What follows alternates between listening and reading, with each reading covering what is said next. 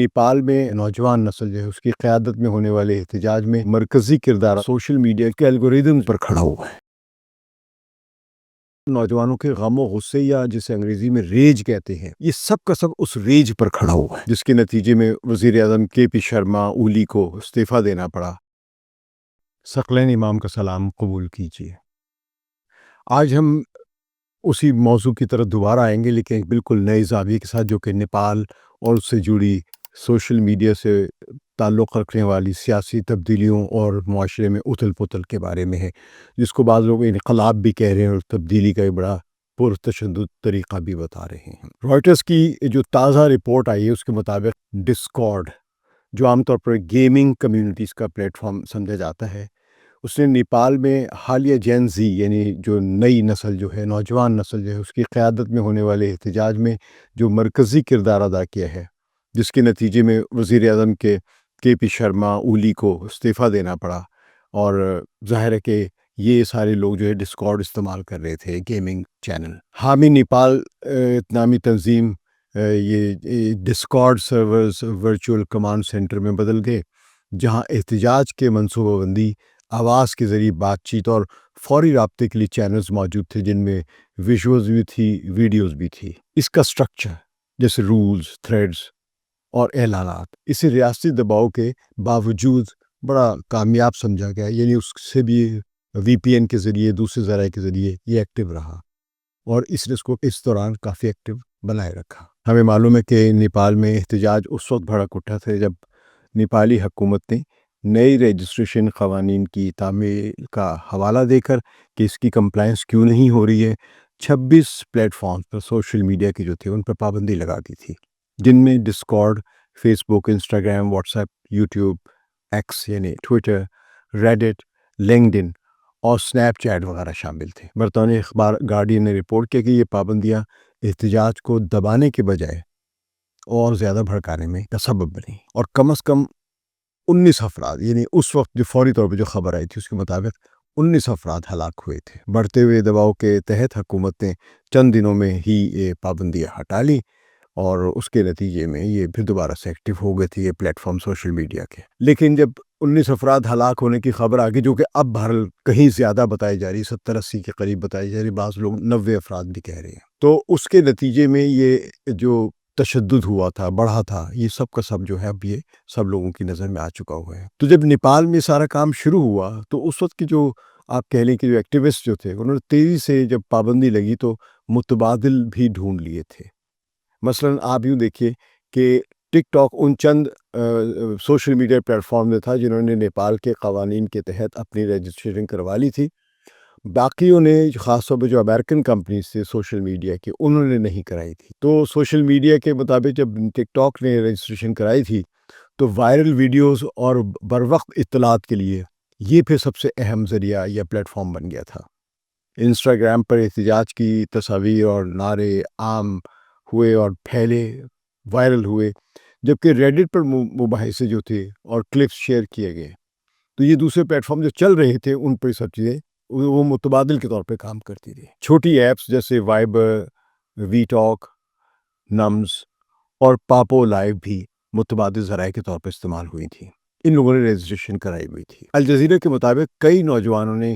وی پی N کے ذریعے پابندیوں کو نظر انداز کر کے احتجاج کی رفتار بڑھا دی، یعنی وی پی این کو استعمال کیا تھا جو کہ حکومت کی پابندیوں کو بائی پاس کر جاتا ہے۔ ڈسکارڈ کی نجی نوعیت اور منظم سٹرکچر نے پس پردہ منصوبہ بندی میں اسے کلیدی حیثیت دی تھی، لیکن یہ ٹک ٹاک کی عوامی مقبولیت اور انسٹاگرام کی جو وائرالٹی ہے اس کے ساتھ مل کر کام کرتا رہا ہے۔ یہ ملٹی پلیٹ فارمز، یعنی ایک پلیٹ فارم دوسرا پلیٹ فارم، ان سب کو جو استعمال کر کے حکمت عملی جو تھی اس وسیع تر ڈیجیٹل ماحول یا ایکو سسٹم کو ظاہر کرتی، جہاں بعض ایپس جذبات اور پھیلاؤ فراہم کرتے ہیں، یعنی اس کو ایکسٹینڈ کرتے ہیں، تیزی سے وائرل کرتے ہیں، جبکہ دیگر تنظیم یا آرگنائزیشن یا پلیٹ فارم جو ہے وہ اس کو تسلسل کا سہارا دیتی ہیں۔ صرف ایک پلیٹ فارم ایک ہی وقت میں نہیں چل رہا ہوتا، آپ کئی پلیٹ فارم کو بیک وقت یوز کر رہے ہوتے ہیں۔ نیپال کا تجربہ یہ ثابت کرتا ہے کہ سوشل میڈیا پر پابندیاں اکثر الٹا اثر ڈالتی ہیں، خاص طور پر جب وہ نوجوانوں کی شناخت سے جڑی ہوں، ان کے اپنے مسائل سے جڑی ہوں۔ یہ احتجاج ڈیجیٹل ڈائنامکس کے امکانات اور خطرات دونوں کو اجاگر کرتا ہے۔ الگوریدم شکوے بڑھاتے ہیں جو ان کے اندر سٹرکچرل بنے ہوئے ہیں، پابندیاں غصہ بھڑکاتی ہیں، اور پلیٹ فارموں کے امتزاج یعنی ان کے آپس میں ملٹی پلیٹ فارم کا استعمال جو ہے، یہ ایسی موومنٹس کو ریاستی کنٹرول کے باوجود زندہ رکھتے ہیں۔ سب سے بنیادی بات، نیپال یا اس طرح کے پرتشدد تبدیلی کے حالات سے گزرنے والے ممالک کے زمینی حالات تو ظاہر غیر اطمینان بخش ہیں، مسائل ہیں، غربت ہے، بے روزگاری ہے، لیکن مغربی میڈیا اپنی بحث کا فوکس جو ہے اس میں یہ بات نہیں لا رہا ہے کہ سوشل میڈیا کی اپنی ساخت یا اس کا سٹرکچر جو ہے، اس کے الگوریدم جو ہیں اور ان کا جو آمدن یعنی بزنس ماڈل، جو ریونیوز جہاں سے آتے ہیں، وہ سارا کا سارا سٹرکچر نوجوانوں کے غم و غصے یا جسے انگریزی میں ریج کہتے ہیں، یہ سب کا سب اس پر کھڑا ہوا ہے، اس ریج پر کھڑا ہوا ہے۔ ان سوشل میڈیا پلیٹ فارمز کی کاروباری ضرورت ہے کہ اپنے کنزیومرز کے ریج، اینگر اور اس سے جڑی شناخت کو استعمال کر کے اسے اور بڑھائے، لوگ اور انگیج ہوں اور ان کا ریونیو بڑھے، اشتہارات بڑھیں۔ ہم آج اس پر بات کریں گے۔ یہ ذرا سی ایسی بات ہے جو مجھے مین اسٹریم میڈیا میں یا یہاں تک کہ سوشل میڈیا پہ بھی سننے میں نہیں ملی، اس لیے میں نے اس پر ایک تحقیق کی ہے۔ حالیہ برسوں میں دنیا کے مختلف ممالک میں نوجوانوں کی قیادت میں احتجاجی تحریکوں نے سیاسی منظرنامے کو بدل کر رکھ دیا ہے۔ نیپال میں جو ابھی ہم نے ستمبر 2025 کا ہنگامہ، سری لنکا کی 2022 کی ارگالایا تحریک، اور بنگلہ دیش میں 2024 میں کے دوران جو بڑے مظاہرے ہوئے، اور انڈونیشیا میں جو بار بار ہونے والے نوجوانوں کے احتجاجات ہیں جو حکومت تبدیل کرنے کی کوشش کرتے ہیں، لیکن ابھی تک بہرحال کامیابی نہیں ملی، لیکن جاری ہیں۔ اور اس سے پہلے 2011 میں جو عرب سپرنگ، عرب بہار جو آئی تھی، نوجوان اچانک جو کھڑے ہوئے تھے تیونس کے ایک واقعے کے بعد سے، اور پورے عالم عرب میں یہ تحریک پھیل گئی تھی۔ اور اسی دوران یا اس سے کچھ پہلے کے بھی واقعات ہیں، مشرقی یورپ کے کلر ریولوشنز یعنی اورنج ریولوشن، پنک ریولوشن، اس سے حکومتیں بدل گئی تھیں۔ بظاہر سوشل میڈیا پر جو ایک تحریک چل رہی تھی یا گفتگو ہو رہی تھی، وہ اس نے وہاں پہ سیاسی نظام کو اس طرح بدلا ہے کہ پوری کی پوری جو روس اور مغربی دنیا یا نیٹو کے درمیان جو ایک بیلنس آف پاور تھا وہ بالکل بدل گیا۔ یعنی جہاں پہلے روس کی حامی حکومتیں تھیں یا روس کے لیے نیوٹرل حکومتیں تھیں، وہاں پہ روس مخالف اور نیٹو یا مغرب کی مکمل یعنی یورپ اور امریکہ کی مکمل حامی حکومتیں آ گئیں۔ تو اس کے بعد سے اس پر غور کیا گیا ہے کہ یہ سوشل میڈیا جو ہے یہ بڑی بڑی عالمی تبدیلیاں لانے کی صلاحیت رکھتا ہے۔ بہرحال ہر تحریک کی جڑ میں دیرینہ مسائل تو ہیں، یعنی ایسے مسائل ہم یہ نہیں کہہ سکتے سوشل میڈیا ہی سب کچھ کرتا ہے، لوگ وہاں پہ مسائل ہوتے ہیں، اور مسائل ہر جگہ ہیں، خاص طور پہ ڈیولپنگ کنٹریز میں بہت زیادہ مسائل ہیں، مثلا کرپشن، بے روزگاری، مہنگائی، نیپوٹزم۔ لیکن 21ویں صدی میں جو بات نمایاں ہے وہ یہ کہ یہ مسائل کتنی تیزی سے پھیلتے ہیں، ان پر گفتگو شدت کتنی تیزی اختیار کرتے ہیں اور اجتماعی عمل میں بدل جاتے ہیں۔ اس تیزی کے پیچھے عالمی سوشل میڈیا پلیٹ فارمز کے الگوریدم کا ہاتھ ہے، لیکن الگوریدمز مسائل پیدا نہیں کرتے ہیں، انہیں بڑھا چڑھا کر پیش کرتے ہیں۔ یہ غصہ ایجاد نہیں کرتے ہیں، یعنی لوگوں میں اگر ریج ہے، اینگر ہے، شکایات ہیں، نفرتیں ہیں، جو بھی ہیں، یہ الگوریدمز ان کو تشکیل نہیں دیتے ہیں، تخلیق نہیں کرتے ہیں، لیکن یہ ان کو آگے ضرور بڑھاتے ہیں، ان کو ایمپلیفائی ضرور کرتے ہیں۔ یہ غصہ ایجاد نہیں کرتے جیسے کہ اس کے، لیکن اس کی رفتار، پہنچ اور جذباتی شدت کو بڑھا دیتے ہیں، وائرل کر دیتے ہیں۔ تو سوشل میڈیا پر الگوریدمز یہ فیصلہ کرتے ہیں کہ آپ کو کون سا مواد دکھایا جائے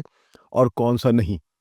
یہ آپ کے کلکس، لائکس، شیئرز اور دیگر انٹریکشن جو ہوتے ہیں ان کو ریکارڈ کرتے رہتے ہیں۔ پھر یہ خود ہی پریڈکٹ کر لیتے ہیں، اندازہ لگا لیتے ہیں کہ کون سا مواد آپ کو سب سے زیادہ انگیج رکھے گا، کیونکہ آپ کو انگیج کر کے رکھنا چاہتے ہیں۔ اگر آپ کسی کرپشن پر ویڈیو دیکھ کر رک جاتے ہیں تو آپ کو اس جیسے مزید ویڈیوز یہ سوشل میڈیا کے پلیٹ فارم سے آپ کو دکھائیں گے، یہ تصویریں، یہ خبریں دیں گے۔ اگر آپ کسی سیاسی پوسٹ پر غصے کا اظہار کرتے ہیں تو سسٹم آپ کو اور زیادہ اسی قسم کے مواد دکھا سکتا ہے۔ سسٹم نیوٹرل نہیں رہتا بلکہ آپ کے موڈ کے مطابق چلتا ہے، کیونکہ اکثر لوگوں کو زیادہ مشغول یا انگیج رکھتا ہے اس طرح کا طریقہ۔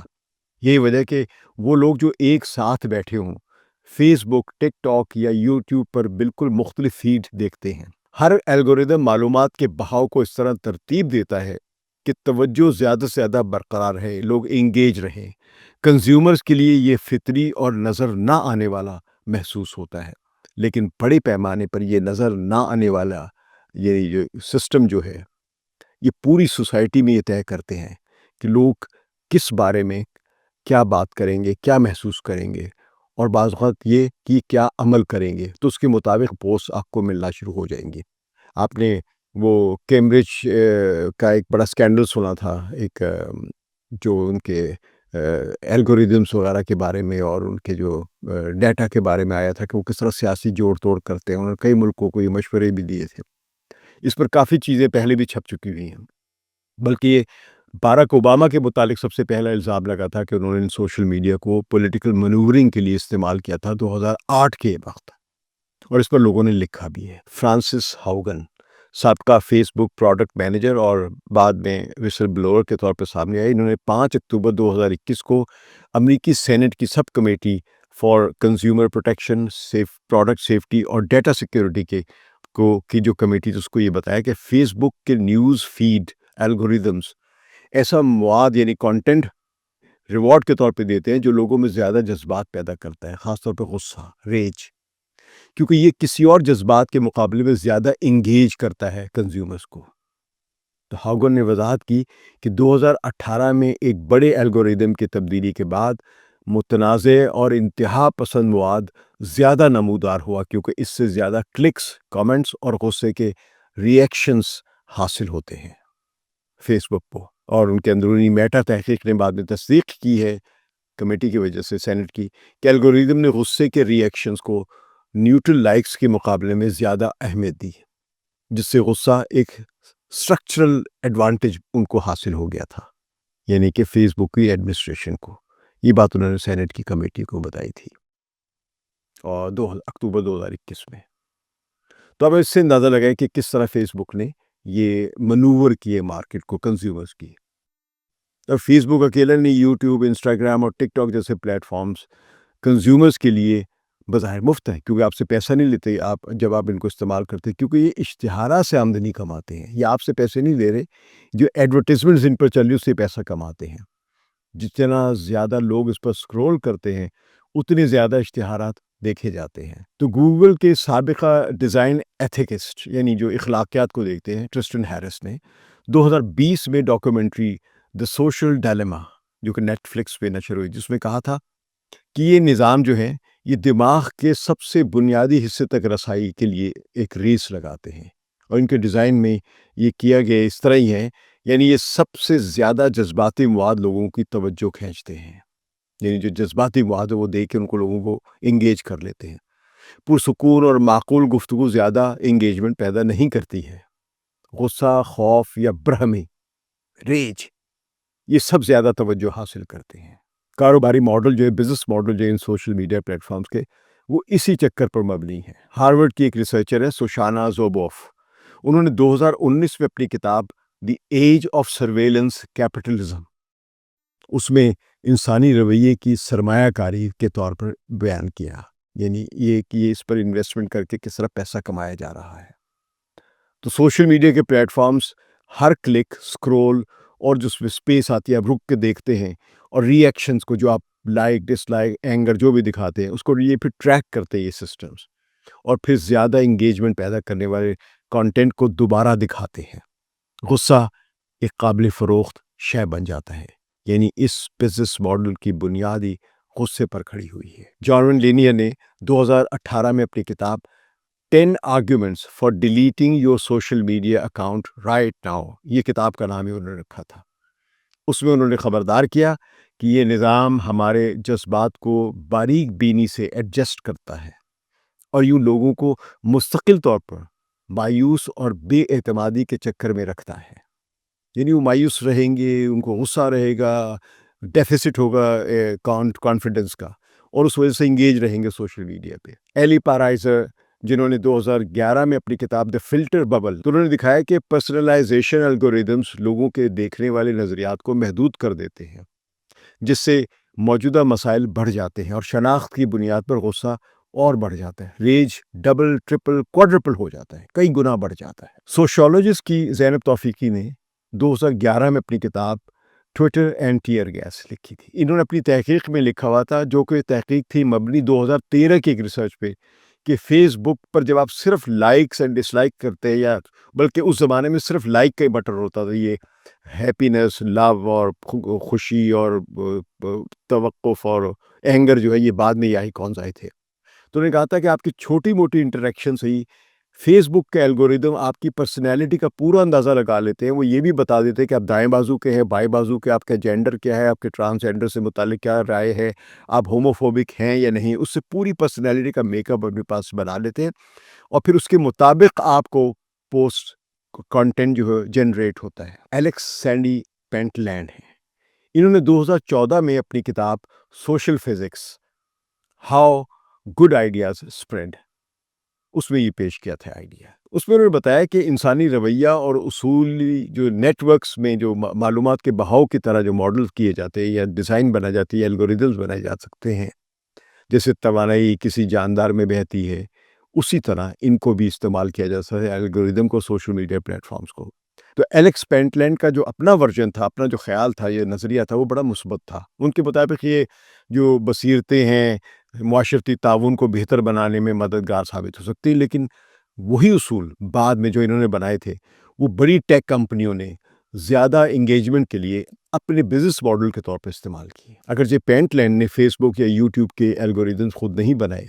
لیکن ان کا کام ان کی فکری بنیاد فراہم کرتا ہے، جسے کمپنیوں نے بعد میں غصہ اور اس کی وائرلٹی کو بڑھانے کے لیے استعمال کیا. اب آپ یہ سمجھ جائیں کہ ریج وغیرہ جو ہے صرف انگیجمنٹ نہیں ہے، بلکہ انگیجمنٹ کے ذریعے ہی ان کے اربوں ڈالرز کی آمدنی بڑھتی ہے، کم از کم سینکڑوں ملین ڈالرز کی آمدنی بنتی ہے. یہ ڈائنامکس سری لنکا کی 2022 کی ارگالایا تحریک کے دوران واضح ہو گئے تھے. ملک شدید اقتصادی بحران کا شکار تھا. ایندھن، خوراک اور ظاہر میڈیسنز وغیرہ سب چیز کی کمی تھی. مہنگائی کا ایک آسمان کو چھوتا ہوا ایک بحران تھا، اور قرضوں کا بے انتہا دباؤ تھا، کیونکہ سری لنکا جو تھا ڈیٹ سروسنگ میں ناکام ہو گیا تھا، اس سے ہر چیز مہنگی ہو گئی تھی. تو نوجوان کارکنوں نے فیس بک، واٹس ایپ اور ٹویٹر پر ویڈیوز اور تصاویر وائرل کی. اس میں ایک سنجیدہ بحث نہیں تھی. لوگ لائنوں میں لگے ہوئے ہیں، مظاہروں کے شیڈول کیسے ہوں گے، یہ کیسے ہوگا، اور ایسی تمام ویڈیوز، تصویریں، میسیجز جس پر میمز ایسے جس سے آپ کو غصہ آ رہا ہو. تو اس وقت حکومت نے 3 اپریل 2022 کو سوشل میڈیا سری لنکا کی حکومت نے بلاک کرنے کی کوشش کی. مگر جب 2022 یعنی یہ دوران آگے بڑھا تو اس سے نوجوانوں کا غصہ مزید بڑھ گیا. مظاہرین وی پی این کا استعمال کرتے ہوئے پابندیوں کو بائی پاس کرتے ہوئے رہے، اور سوشل میڈیا نے کولمبو کے یعنی گالے فیس گرین میں بڑے بڑے سیشنز کی منظم منصوبہ بندی میں مدد دی،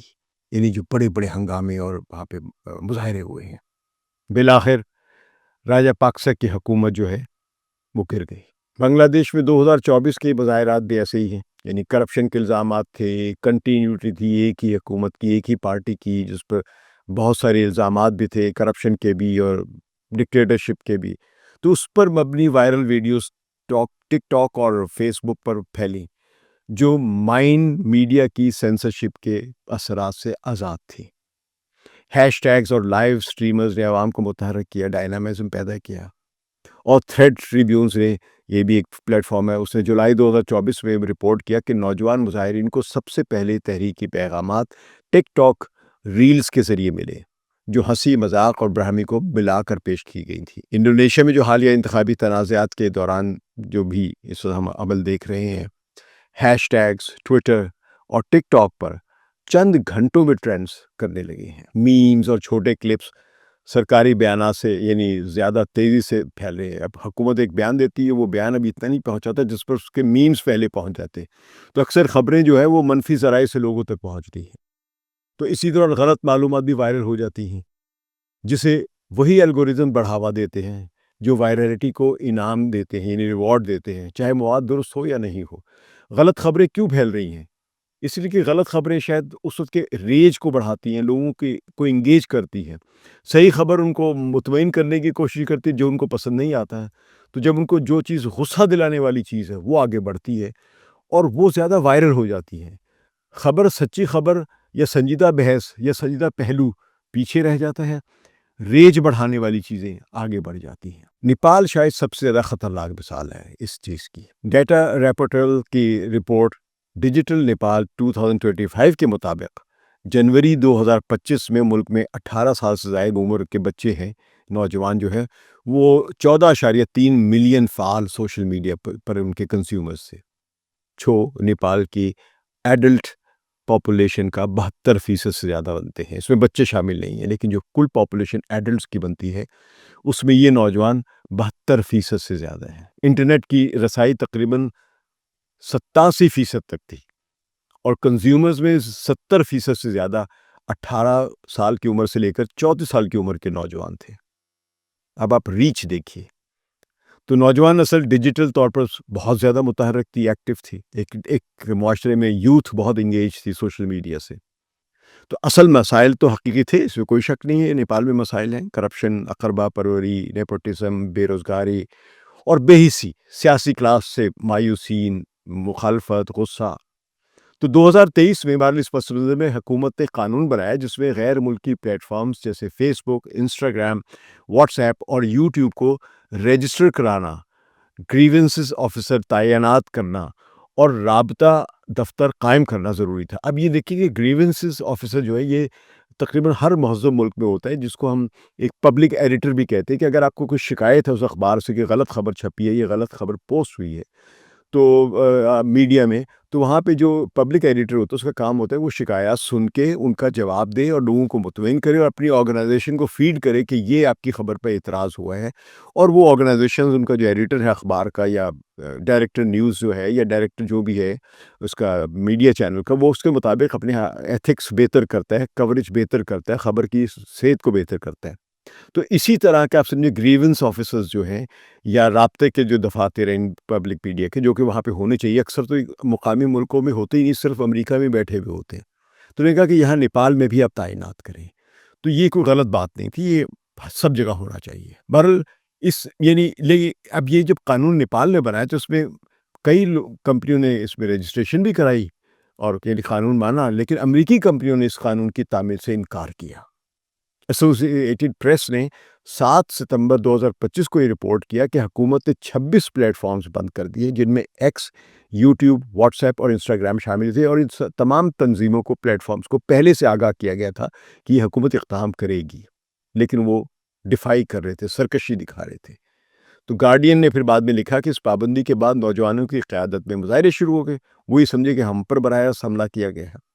تو یہ حملے جب ہوئے تو تشدد میں بدل گئے، اور کم از کم اس وقت کی اطلاعات کے مطابق 19 افراد ہلاک ہو گئے۔ نیپال کا معاملہ منفرد تھا، کیونکہ صرف موجودہ مسائل یا الگوریدمز ہی نہیں، وہاں پہ ایک اور پہلو بھی ہے، بلکہ امریکی ٹیک کمپنیوں کی سرکشی نے نوجوانوں کے غصے کو مزید بڑھایا۔ اب یہ میں اس لیے عرض کروں کہ 2023 سے ان امریکی کمپنیوں کو پتہ چل گیا تھا اس قانون کی ہمیں کمپلائنس کرنی ہے، اس کی پابندی کرنی ہے، لیکن انہوں نے پابندی کرنے کی وجہ سرکشی دکھائی، اور جب انہوں نے دیکھا کہ اب حکومت سے ان کا ٹکراؤ ہونے والا ہے تو انہوں نے جان بوجھ کے حکومت کے مخالف ان ہیش ٹیگس کو پروموٹ کرنا شروع کر دیا۔ تو وہاں پہ نیپال کے نوجوانوں نے پابندی کو اپنی ڈیجیٹل شناخت پر حملہ اور حکومت کی ناکامی کے طور پہ دیکھا۔ حکومت ناکام ہے، لیکن اس کو اس طرح دیکھا گیا۔ ہیش ٹیگس سے وائرل ہوئے اور غصہ پیدا کرنے والا چکر شروع ہو گیا، یعنی ریج کا کھیل شروع ہو گیا۔ یہ پیٹرن دیگر ممالک میں بھی دہرایا گیا ہے۔ الگوریدمز غصہ بڑھاتے ہیں، لیکن یہ صرف اس وقت غصہ پھٹتا ہے جب سیاسی اور اقتصادی ناکامی کی بنیاد موجود ہوتی ہے۔ یعنی یہ ماحول تو پیدا کر رہے ہوتے ہیں الگوریدم، غصے کے ٹرینڈ بڑھا رہے ہوتے ہیں، ایسی چیزیں وائرل ہو رہی ہوتی ہیں، لیکن یہ عملاً اس وقت پھیل جاتا ہے جب اس کی بنیاد بھی موجود ہو۔ سری لنکا کے خالی پیٹرول پمپ کی تصویریں، میمز، بنگلہ دیش کے کرپشن سکینڈلز کے میمز اور اس کی خبریں، انڈونیشیا کے متنازع انتخابات کے بارے میں سچی جھوٹی خبریں، اور نیپال میں اقربا پروری کی اور بے روزگاری کی کچھ صحیح بھی خبریں اور کچھ بڑھا چڑھا کر پیش کی گئی، یہ سب کے سب الگوریدم کے ذریعے ایک ایندھن بن جاتی ہیں، اور الگوریدم صرف ان کی تیز رفتاری سے پھیلاوے کرتے ہیں، یعنی وائرل کرتے ہیں، اور یہ ان کا کردار ہوتا ہے۔ اب اس بارے میں لگتا ہے کہ ہم سب بے بس ہیں، لیکن ماہرین یہ کہتے ہیں کہ ان کا کچھ علاج بھی کیا جا سکتا ہے۔ تب یہ دیکھنے میں آیا کہ نوجوانوں کی تحریکیں سوشل میڈیا کے الگوریدم سے بہت فائدہ اٹھاتی ہیں اور تیز رفتار اور بڑے پیمانے پر مظاہروں میں بدل سکتی ہیں۔ اب امریکہ میں بھی دیکھ لیں چارلی کرک کا جو قتل ہوا ہے، اور اس سے پہلے بھی اور بھی کوئی ڈیموکریٹس لوگوں کے بھی قتل ہو رہے ہیں، ان کا ذکر ہم کم سن رہے ہیں، لیکن یہ وہاں پہ اس قسم کے ہنگاموں کا سلسلہ ہے جس میں سوشل میڈیا کا بڑا اہم کردار ہے، تو تکلیف اور ہیٹ وہاں بھی محسوس کی جا رہی ہے۔ تو شوشانہ زوبوف نے زور دیا، جو ہارورڈ کی پروفیسر ہیں، کہ نگرانی کی سرمایہ داری پر قوانین لاگو کرنے کی ضرورت ہے، یعنی جو سرویلنس آف کیپٹلزم ہے اس کے اوپر ایک نگرانی کی ضرورت ہے، اور اس کے لیے قانون بنانے کی ضرورت ہے۔ یہ بحث امریکہ میں چل رہی ہے۔ یہاں پہ میں اس طرح ذکر کر دوں، جو امریکہ کے فیڈرل کمیونیکیشن کمیشن جو ہے، اس کی ایک رکن جو ہے وہ پاکستانی نژاد ہے، لینا خان۔ ان کو لایا اسی لیے گیا تھا، لیکن لگتا ہے کہ بائیڈن بھی ان سے فائدہ اٹھا سکے، کیونکہ بڑی بڑی کمپنیوں نے جب بائیڈن پر دباؤ ڈالا ہوگا تو بائیڈن ان کے دباؤ میں آ گئے ہوں گے، اور اب تو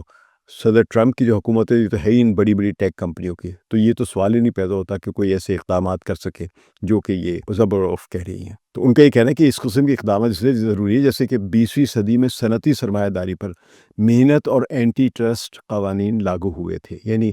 کہ کس طرح ورکرز کے حقوق کی حفاظت کیجیے، اور کس طرح کہ کچھ بڑی کمپنیاں مل کر ایک منوپلی نہ بنا لیں، تو یہ ایسے قوانین بنائے گئے تھے۔ تو وہ کہہ رہی ہیں اسی طرح کے قوانین جو ہے وہ اب ان بگ ٹیک کمپنیز کی جو منوپلی پاور جو ہے، لوگوں کو، کنزیومرز کو انگیج کر کے ان کو ٹوٹلی مینیپولیٹ کرنے کی،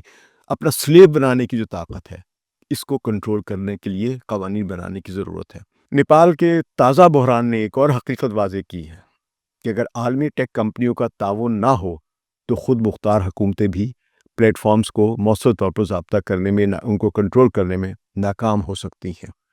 جو اب یعنی وہاں کے سماج کے، سوسائٹی کے بنیادی ڈھانچے کو شکل دیتے ہیں، یعنی یہ پلیٹ فارمز وہاں کے پورے نظام کو اب تشکیل دے رہے ہیں۔ نوجوان نسل کے لیے سوشل میڈیا صرف تفریح یا رابطے کا ذریعہ اب نہیں ہے، بلکہ وہ ایک طاقتور ٹول بن چکا ہے جو سیاسی اور معاشرتی